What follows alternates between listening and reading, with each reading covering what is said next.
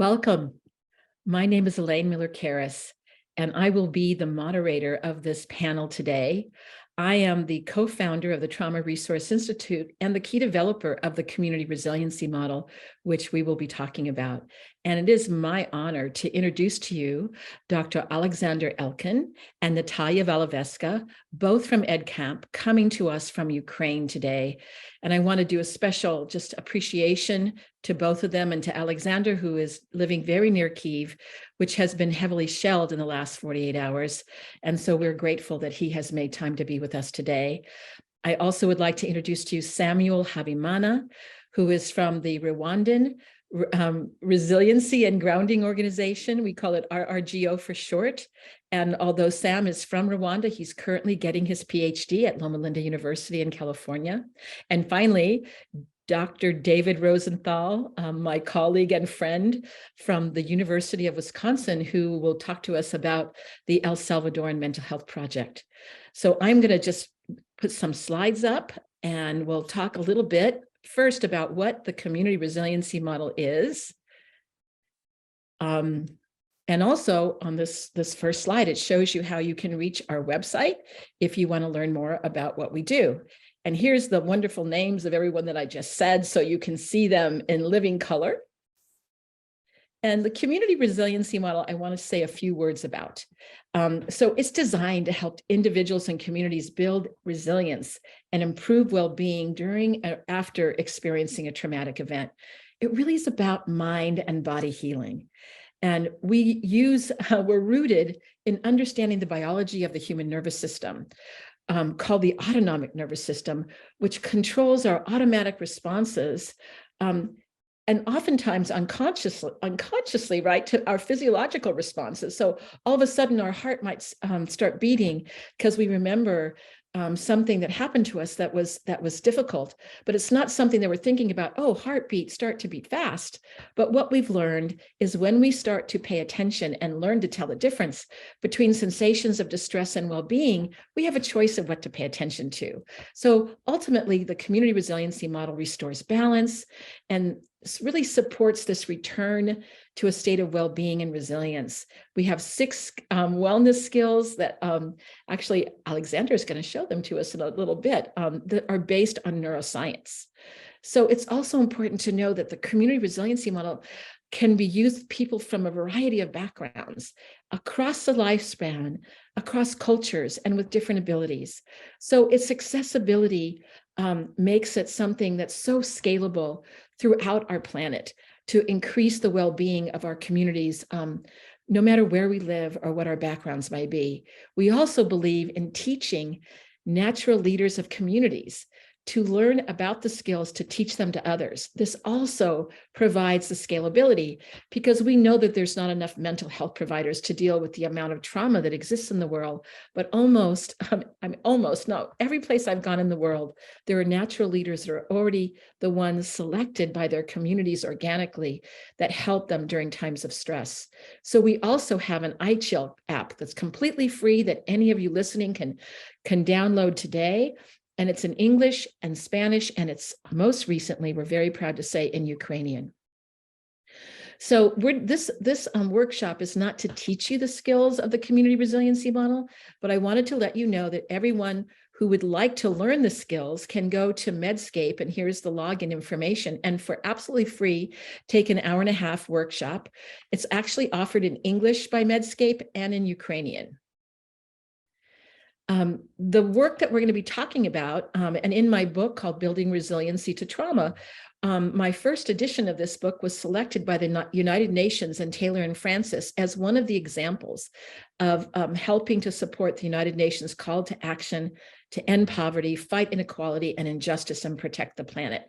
In other words, to see if we can meet the sustainable goals that the United Nations has put forward. So I'm going to stop my share.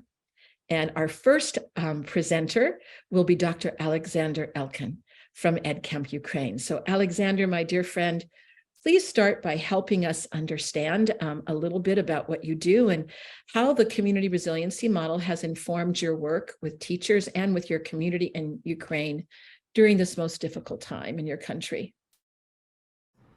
Thank you, Elaine. Thank you for having this virtual floor and an opportunity to address you all. Well, let me start quite emotionally and personal. Today in the morning, my family and I had a hard sleep.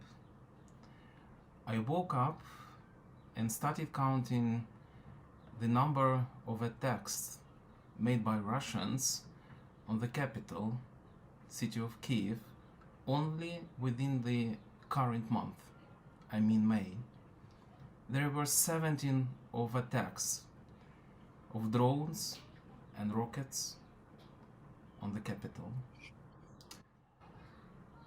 By the way, this week I'm celebrating quite a specific occasion. It's 1 year of my and my family displacement in Kiev, because originally at camp, my family and my working family, we are from Kharkiv, which is quite close to the border with Russians. And you know what? All of these, please correct me, Natalia, if I'm not right with the number, all of these 461 days of the massive invasion, one question is pulsating in my head, and this question is actually at the core of community resiliency model, at the core of CRIM. And the question is, what else is true? So if I had only 10 seconds to address you and to give you a sense, a taste of this fantastic resiliency approach and practice, it will be only this one question. It's about changing the perspective. It's about absolute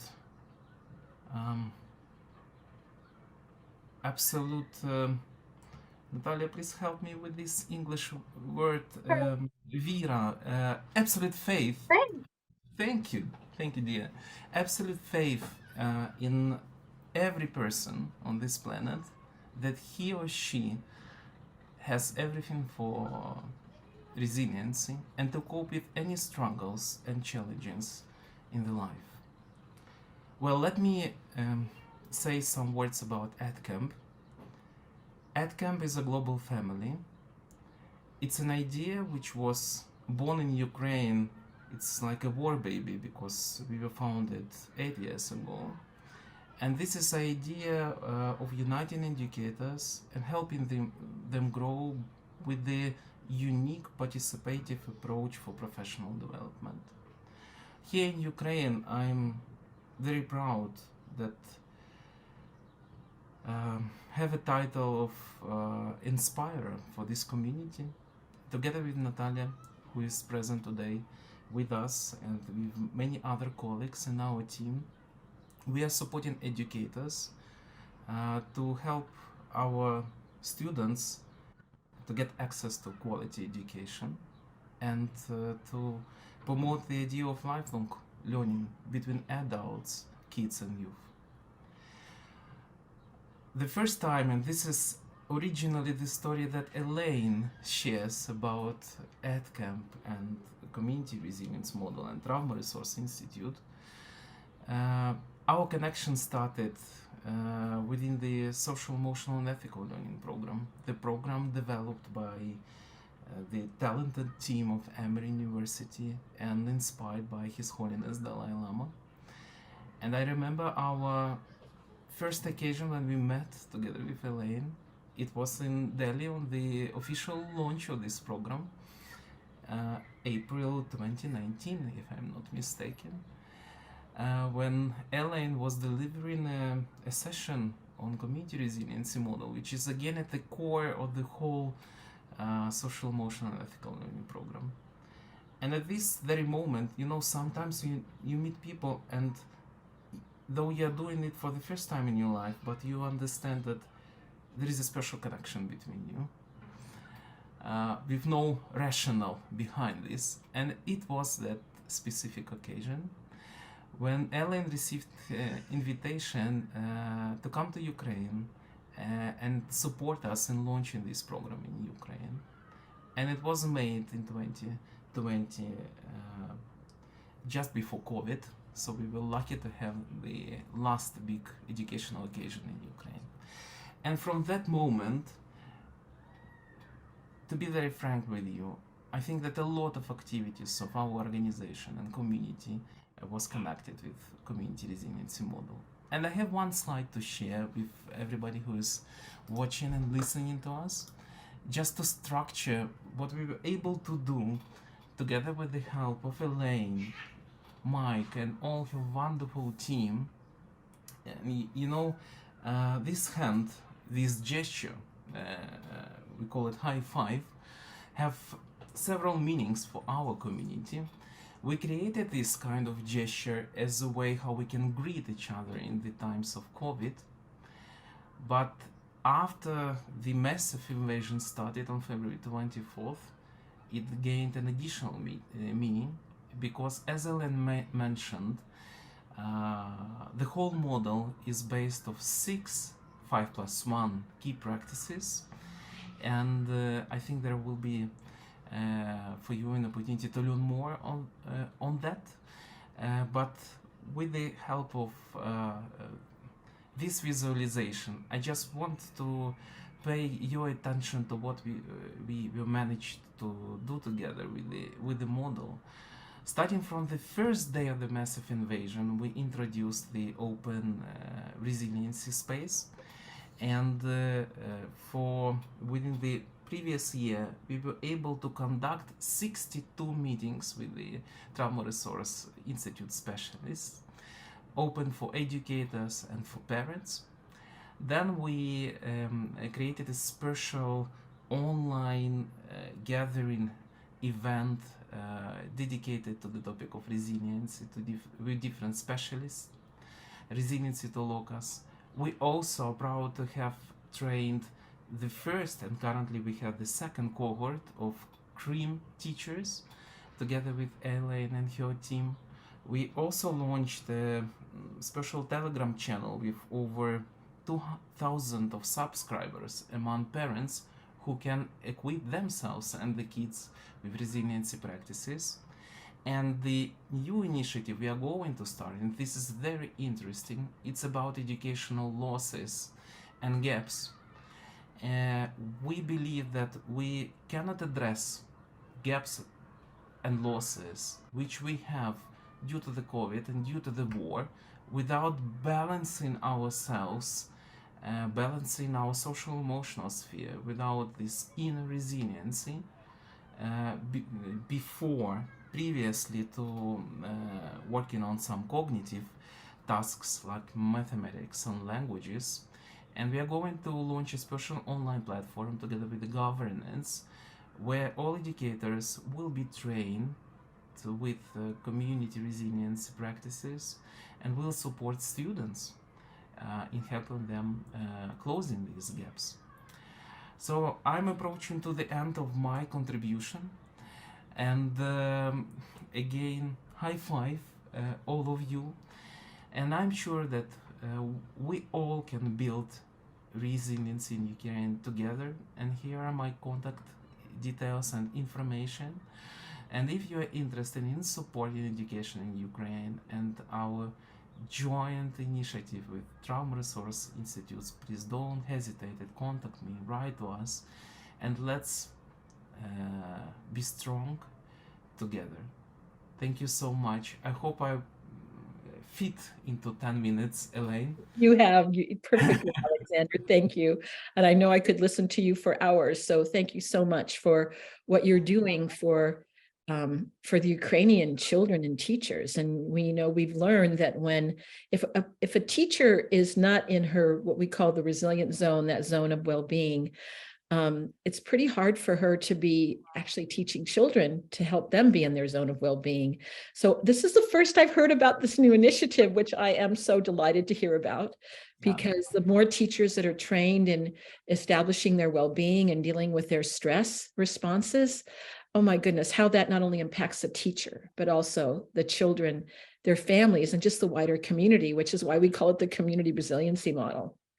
So thank you, Alexander. And so next is Natalia Valoveska. And Natalia and I spent, I think I saw Natalia more than my family members in 2022, because we did these resiliency calls together every morning for me and every afternoon, early evening for her. And Natalia, I understand that you are now a community resiliency model teacher. And just since you've been trained as a teacher, you've reached more than 1,000 people. And I think that's emblematic of how scalable the community resiliency model is. So now it's your time to share what you've been doing with the community resiliency model since we first encountered one another, now many moons ago. Yeah, thank you, Lynn. You actually covered pretty much everything I was going to share, figures and some major key things that I was going to say, but that's totally fine. I mean, you know me so well, and you know what I've been doing so well, and I'm really grateful. So hi everyone. Yeah, thank you, Lane, for inviting me, and thanks to the organizers for putting together this effort. We in Ukraine know that resiliency is super important when it comes to adversity. So I'm really happy to share my story. And thank you, Alexander, for laying the floor for me, because you have this broader perspective on what we've been doing with resiliency and the model in Ukraine. And now I will probably zoom in and share my personal story of how I got into community resiliency model and what came out of it. So I think I'm originally a journalist and a translator and interpreter, and I met Elaine a couple of years ago just as a translator for everything she's been doing, because we had community resiliency model coming to Ukraine within the C Learning program that Alexander mentioned. So I would translate everything C Learning and resiliency related for Ukrainian educators for like 4 years now. Last year, when the large-scale invasion started, we put together those support calls, and they were happening every single day. So we did meet with Elaine and the team every day. We spent time together, and to be honest, during those first weeks or even months, we saw each other daily. This 1 hour or hour and a half was probably the only time of the day when I was able to work, because I was so much out of my resilience zone, so much stress, and so little concentration and focus and ability to use my brain, that these hour and a half were the only time that I could actually spend doing at least some work. And that work paid off, I believe, for everyone who would join those calls, because I could see with my own eyes how the model works, how the skills work, and how Elaine was putting that gracefully into practice with very much traumatized people who felt even so much worse than me. So later last year, we had the first cohort of Ukrainian CRIM teachers being trained, and I again came there as an interpreter. So I didn't intend to become a CRIM teacher myself, to be honest. I was just doing my interpretation job. So, but then I kind of got involved and got interested and got certified. But still, even with that said, I never intended to have this as a career path or something that I would do more professionally than just for myself and my family. I never thought that.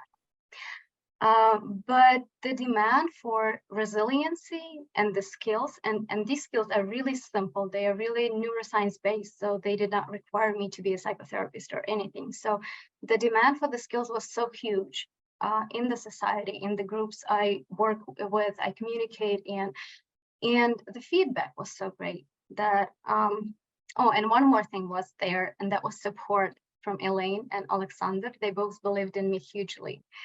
And these things put together, these factors, they made me take this leap of faith and I started adding CRIM teaching as a professional activity to my interpretation and translation work.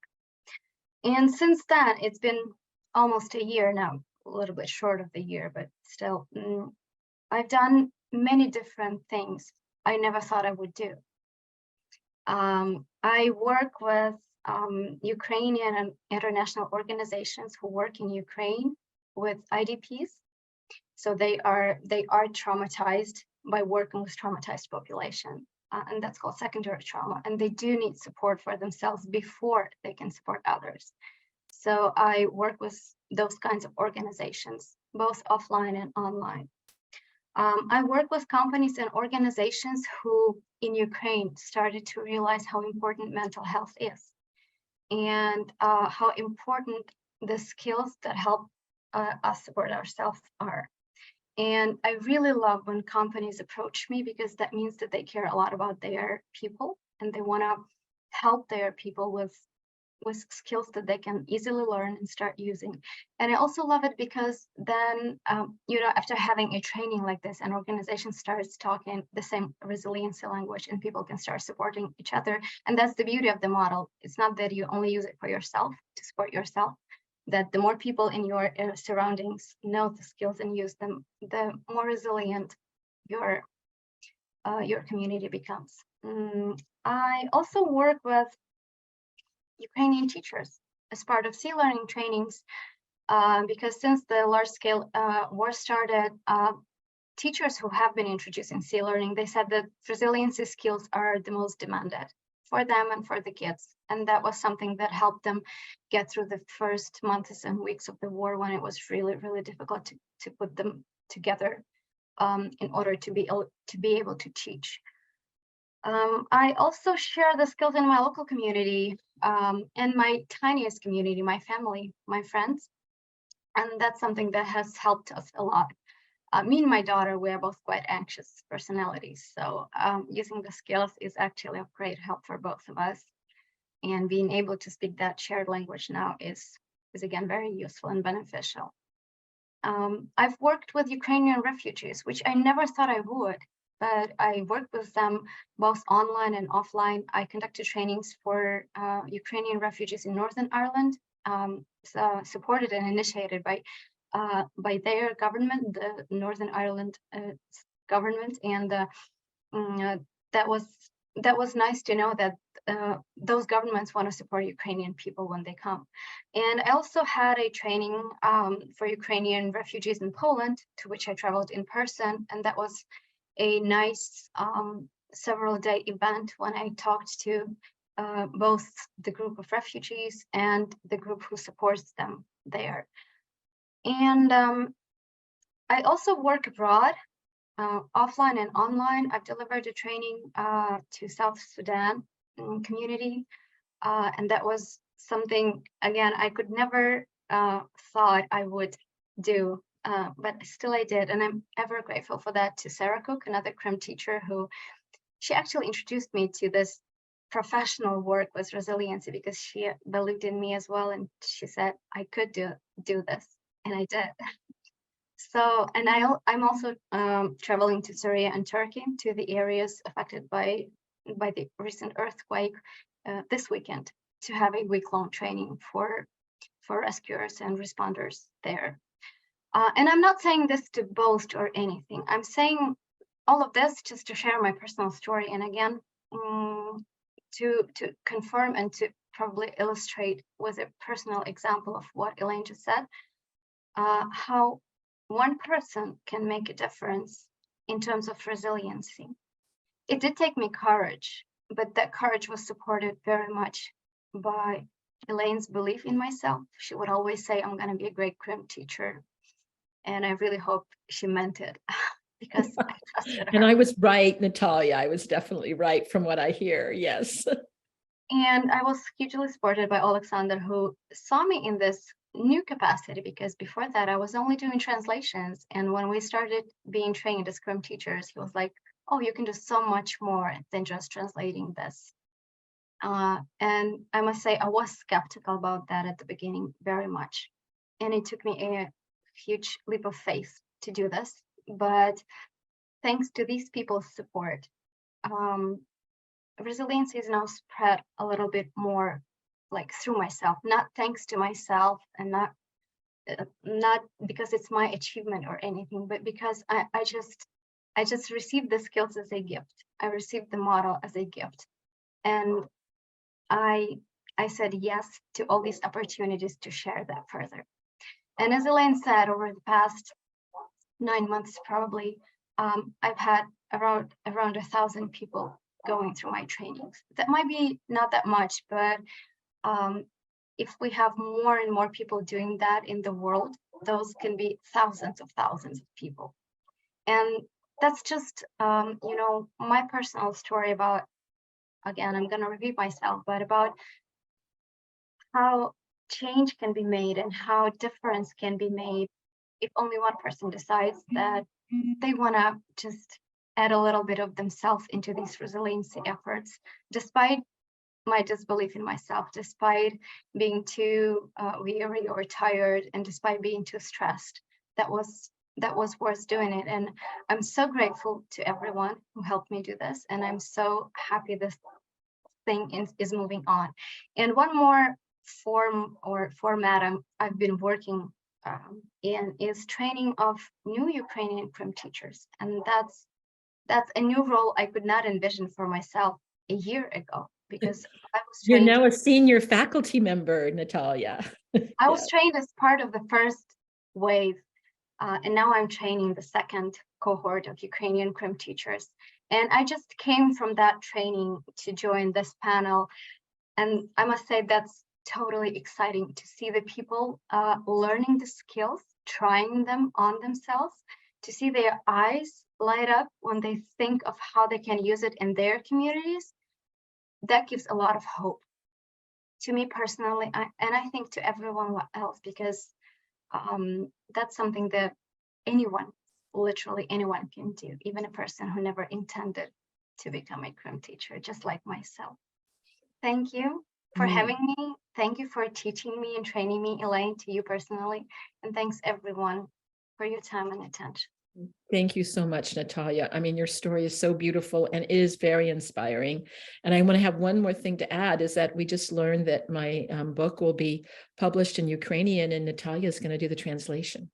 So anyway, it just keeps growing, Natalia. Thank you so much. So our next speaker is Dr. David Rosenthal from the University of Wisconsin, and he's going to share with us the mental health project he's been working with in El Salvador and how Crim was brought into his world. So David, take it over. Thank you all. It's certainly an honor, pardon me, and a privilege to be here this afternoon, morning, evening. So my experience coming to the awareness of the community resilience model was different than others. As an academic, I met Elaine via the book, Building Resilience to Trauma, before I got to meet Elaine. I had been going down to El Salvador personally since about 1998 and had an awareness of mental health issues post-war, was doing some group work with individuals that had sustained trauma in the war and working with communities. And then about 4 years ago, was exposed to Elaine's book and found it to be quite resilient in terms of very scholarly, based on theory. We do seek evidence and we look for theoretical underpinnings and application, but also community-based and born of passion, and it really resonated with me, and the model seemed very, very applicable to what we were doing in El Salvador. I found the description of trauma in terms of trauma residing in the body, and the understanding of the kind of the physicality, in interaction with psycho-emotional factors, to be really, really, carefully constructed and beautifully applied within the model. So it really was an ideal model for us in terms of accessibility, translatability, a train the trainer element. So one of the stories that I have is we were conducting some health promotion activities in the small community of Arcatao in the department of Chalatenango in El Salvador. And we had heard that there were some health promoters that were considered health promoters during the war. And that was a very difficult situation. Many were living in the tattoos or the caves and trying to care for wounded. And we had heard that there were just several within the area or community that were still around. So we kind of put out a call. We used the church and radio to get to the community. And that evening, 40 people showed up with incredible stories to tell, and incredibly horrific stories to tell, because they were telling stories born of horror and war, oppression. And it was really the application of the community resiliency model in terms of intentionality and shifting awareness, allowing people to tell those stories, but making sure that we weren't re-traumatizing individuals. And one of the things about Central and South American counseling is it's really directive. I mean, it's like there's a lot of sociodrama and psychodrama, and it can be really traumatizing, at least from our perspective in terms of re-traumatization. And the CRIM gave us a wonderful path, and really specific. I mean, CRIM gets down to specific ways, things you can say when somebody's essentially decomposing in a certain context.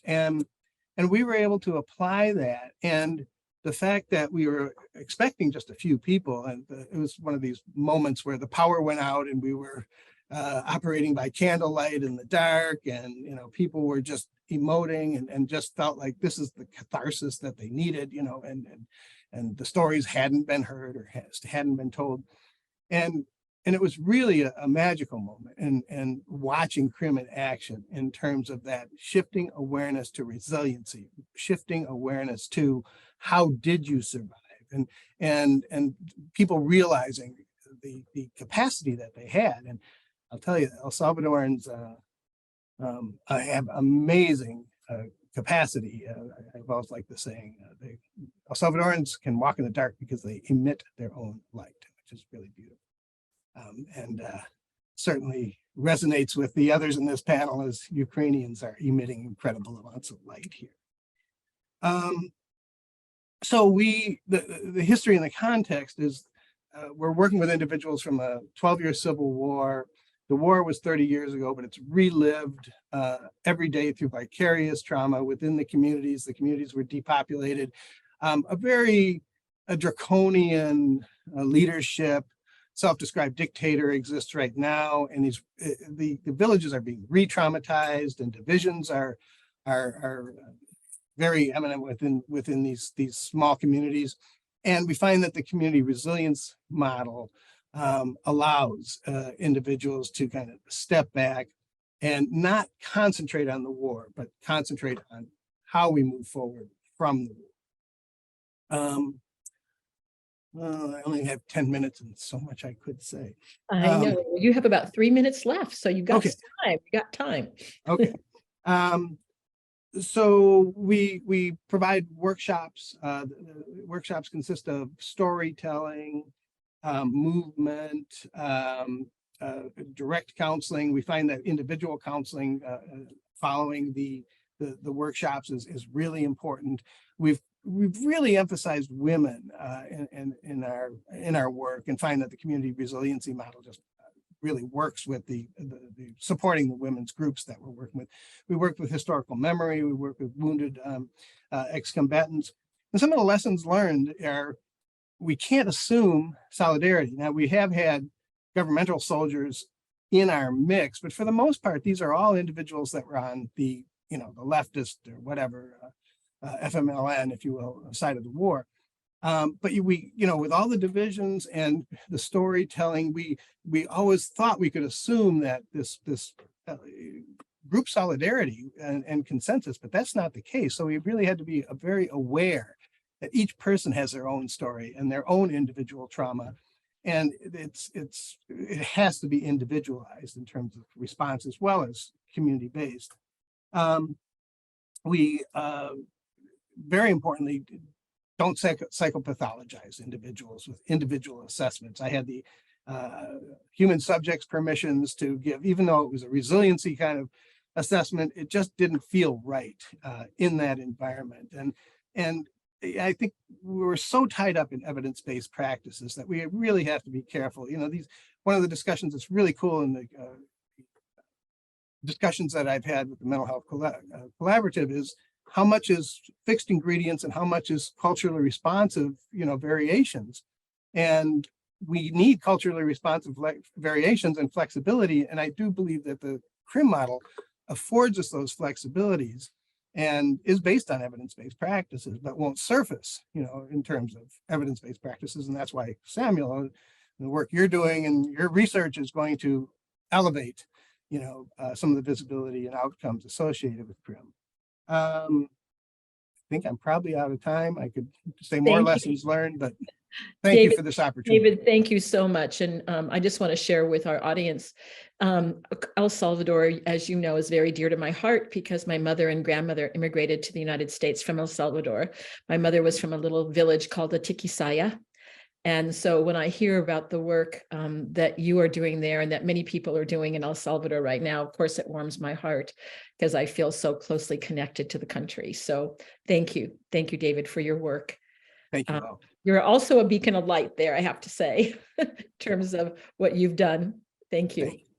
Okay, so Samuel Habimana, who I first met in Tanzania many years ago, who also was my translator into Kinyarwanda and then also Swahili. So Sam, over to you. Thank you so much, and thank you for everyone. Thank you, Elaine, and thank you for the colleagues who have been starting and talking about CRIM in Ukraine and in Salvador. So I may start saying, I'm Samuel from Rwanda. Rwanda have been experienced with civil war, political instabilities, and the genocide for 1994 that perpetrated against Tutsi. Only 3 months, over 1 million of Rwandans were killing other Rwandans.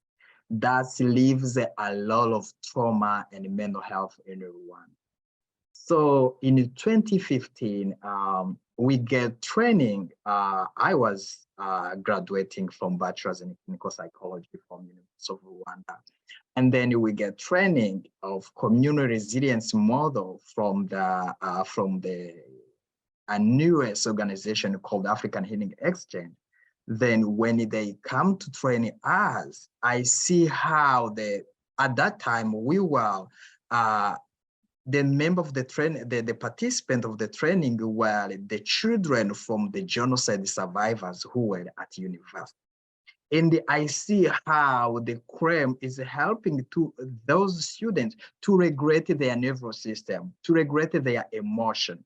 So since then, I tell them that, you know what, we can see how we can help our community because we have a tremendous trauma reminders, PTSD among specifically genocide survivors, children from survivors in 2015. Then we started to training the survivors. Then luckily in 2015 as well, in October, I met Elaine in person in Arusha, Tanzania, which was a very great experience. I was very lucky, and my team from Rwanda Resilience and the Ground Organization were very lucky to be with Elaine, and we learned from her about the CRIM. And then since then, we back in Rwanda, we start to spread the community resilience model among genocide survivors. In that time, we start to see an impact. The things that I like on community resilience model is maybe the friends from the Ukraine said, but if you are giving the CRIM on the participant, you see the immediate change. And that's why we conduct even the research to see the longer term impact of the crime. But we see the immediate impact where the people, because of emotional trauma, were crying. But when they start doing their resource, there is some change when they started doing a grounding. Those are the part of crime skills trainings, and then you see that the person is changing. I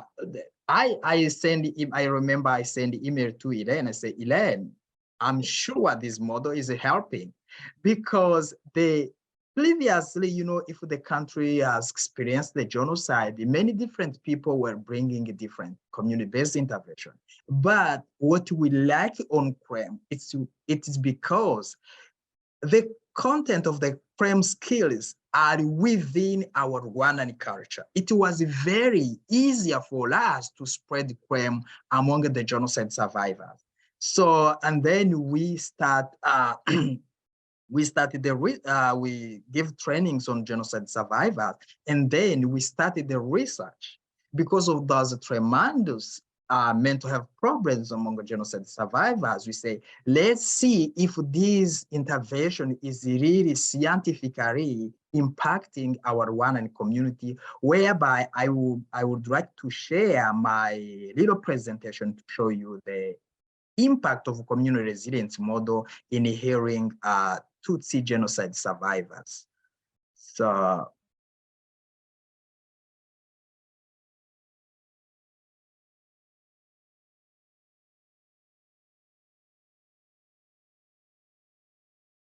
let me see if you can see my slide.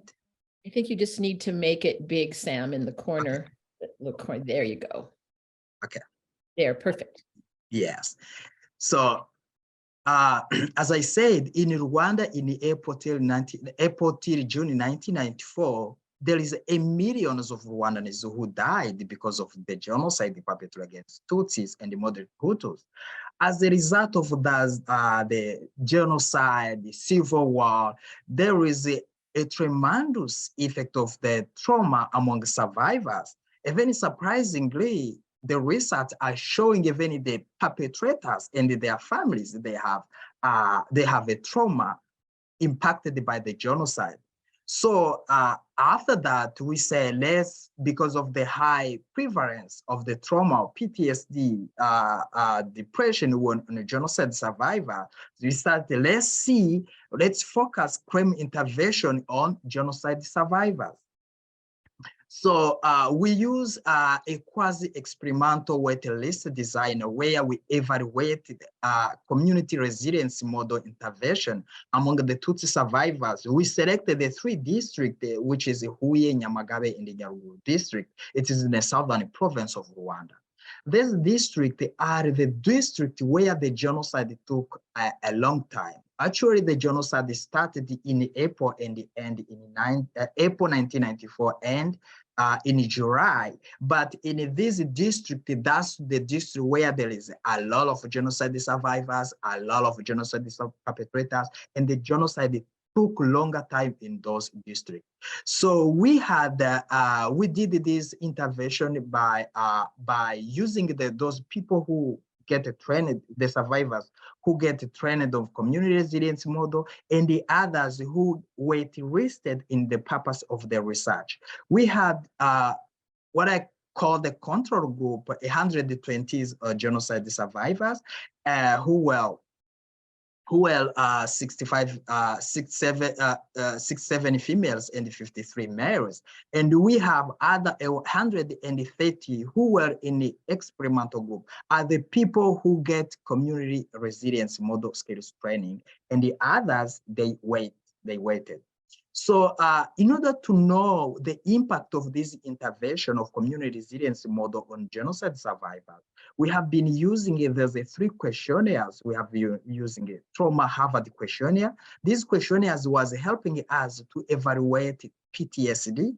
We have what's called patient health questionnaire, which was helping to evaluate depression. And we have second trauma stress care that were helping us to evaluate stress and anxiety among the genocide survivors.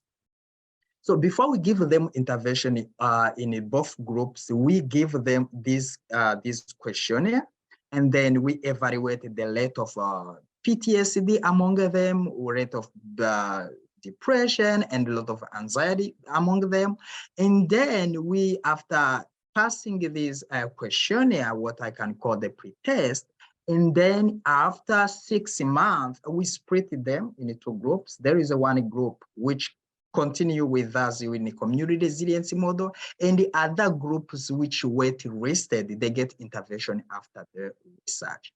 So we get amazing results where by initially in both group, the experimental group and the control group, both group, they present a high symptom of PTSD and depression and anxiety were high in both in experimental group and wait-listed group. And then after 6 months, we back again. We back again to bring the same questionnaire to those groups. And then we saw that the group of experiment, those who continue to get community resilience model and follow-up, their trauma you are seeing in this graph, they have been significantly decreased. You are seeing in the blue and blue color and orange color has been significantly decreased for those who were in the experimental group or those who get community resilience model. But for those who didn't get community resilience model, who are in a control group, as you see, their symptoms have been increasing. And so we saw that community resilience model is very, very impactful in self-regulation, as we have been seeing in this result, which the community resilience model, it's really trained by a teacher who have been trained the community resilience model. It's very impactful in healing the trauma, decreasing the depression among the community that have been experienced the genocide. After this, we think that probably we're not going to stop only the genocide survivors. That's why we are currently saying, let's see how community resilience model can help not only genocide survivors, can help again even the genocide perpetrators together in terms of building resilience, healing mental health, and improving social cohesion. I can stop sharing. And again, another things that I can say on the impact of the CRAM, community resilience model has been used in Africa. I myself, I went with Loma Linda University with Elaine has been introducing me to the team from Loma Linda University where I'm doing my doctorate. And we went in Sierra Leone. Sierra Leone, it's another country which have the history of like Rwanda, but Sierra Leone have been even experienced with a pandemic like Ebola, where a lot of people were there. There was a lot of trauma related to civil war, trauma related to Ebola. And so the results from the community resilience model in Sierra Leone is very tremendous because it's an intervention which is very accessible for the community that have lower resources. And again, when we see I get also opportunity to offer CRAM skills on Niger, on the victim of the Tuareg. Tuareg are the rebellion who are fighting against the government of Niger. Even the CRAM skills was the stories of the people were saying how community resilience model it's really impacting. So I can stop here by saying. Thank you, Sam. Sam is like, I always call him the Pied Piper of the community resiliency model in Africa, because we have had many conversations about this, and there's so much more that Sam could say. So Sam, thank you so much for sharing your information. And I think there's something I want to underscore about what he's saying. You know, they're working with the survivors, but working with the perpetrators that are getting out of prison right now is also really important for rebuilding a community. And that we need to think about how we can help both as they're re-entering into society. So Sam, I know there's many incredible stories you've told me about having CRIM teachings and how people are coming together and speaking for the first time, not out of pain, but out of their compassion for each other, which I think is a side product of the community resiliency model. So we're going to pause there. Thank you. We did really well, you all, staying within our time. And I'm so proud of all of us because I know we can talk about CRIM, but we want to also open up to questions. And there's one question I'm seeing that is from Maddie Saman.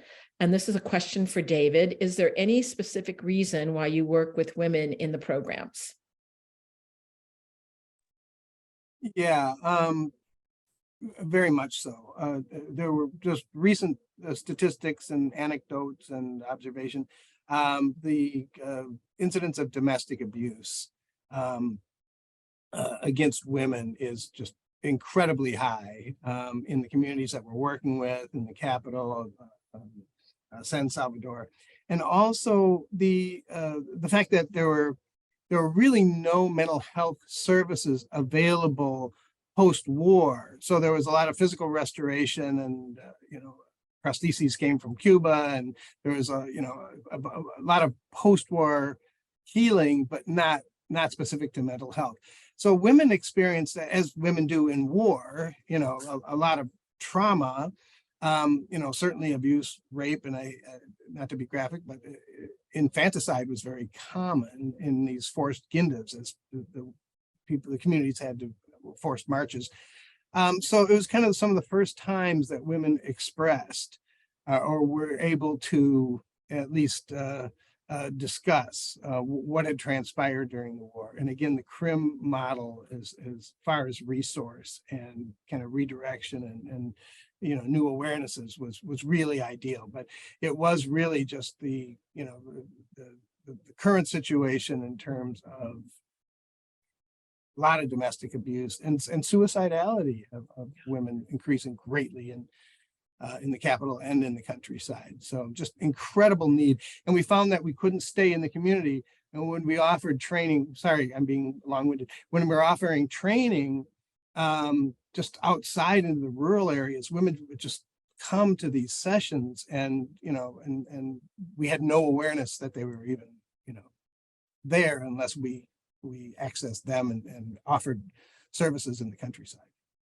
And also I want to just correct, that question came from Jocelyn Alabi, who's asked the question. But I also think that we've seen that in most countries that we've been in, that women and children tend to get a huge impact, of course, on war and during genocides, et cetera. And so I think that that attention to, the whole population is important, but I think that when we are, if we are living out of our trauma, and we talk about being in the high zone in the model, is that we often tend to do things that can be not good for us or for the people in our surroundings, our family and community.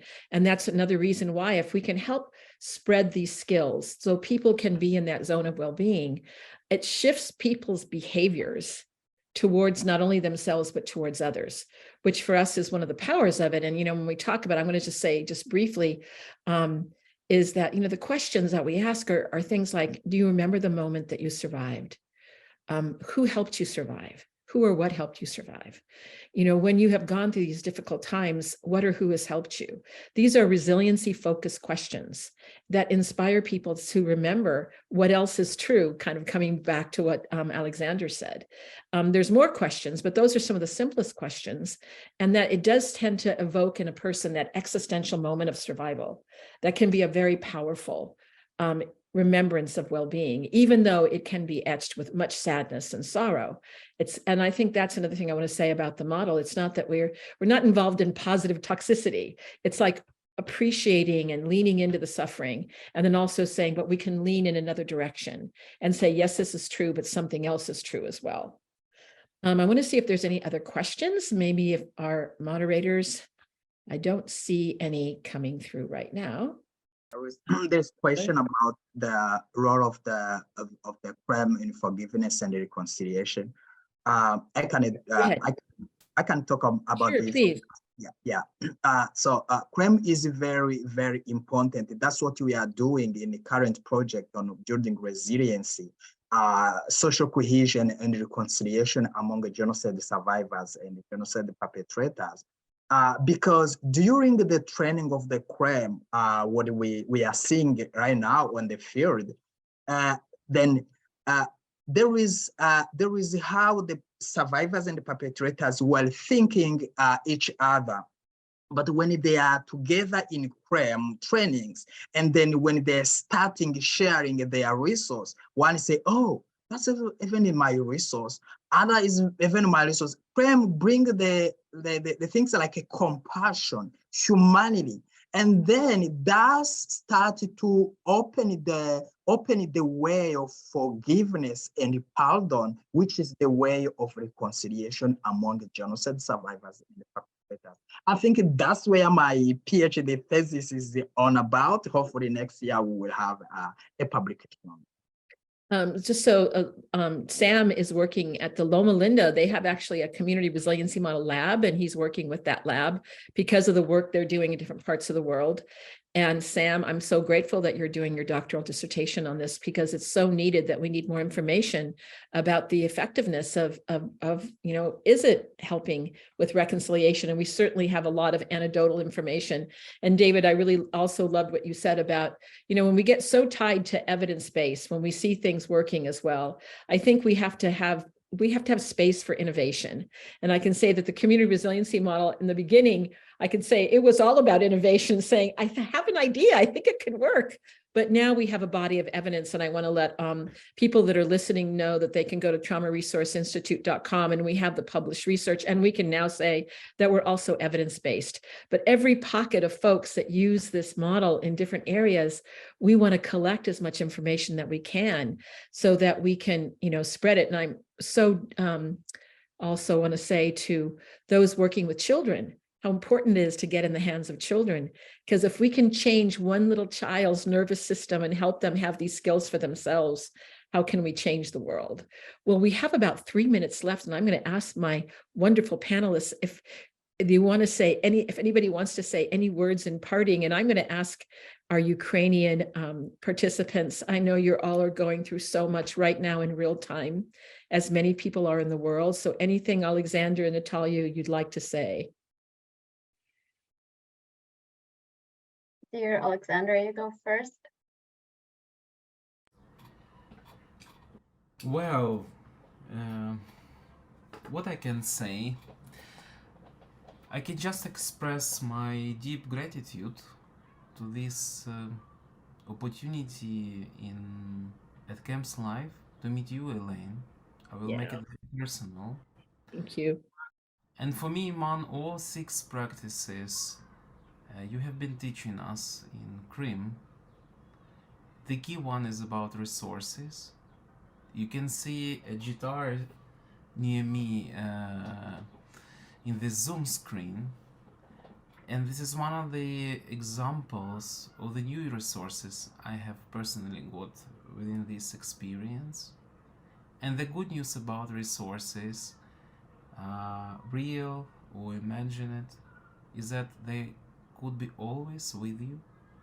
And I would like to wish everybody who is listening to us to find resources for yourself which can support you and make you more resilient. Thank you, Alexander. Natalia, anything you want to add to that? That was so beautiful. I don't want to ruin that anyway. So just huge thanks and a lot of hope to see and to hear from my colleague panelists today how resiliency is spread in different areas, different countries of the world. That gives a lot of hope. And hearing to what you've been sharing on how really traumatized communities get back together and start getting their healing through all of this that Yes. gives us hope too, because we are still in the war and we have a huge load of work in that area in front of us. We will still have to go over those terrible aftermaths. So that gives hope. And I really appreciate that you shared that with us today. Thank you. Thank you. Thank you all for being here with us today as we end our time together. And I'm just going to invite all those that are listening that if you're struggling in your life, in your country, maybe again, I'm going to end with Alexander's words, what else is true? And that can be perhaps thinking about some of the resources that you have in your life, no matter how small, because we've seen that they can grow into beautiful oak trees, beautiful, strong trees when we just even remember the smallest things that give us hope. So thanks again, everyone. Thank you. Thank you. Thank you. All right.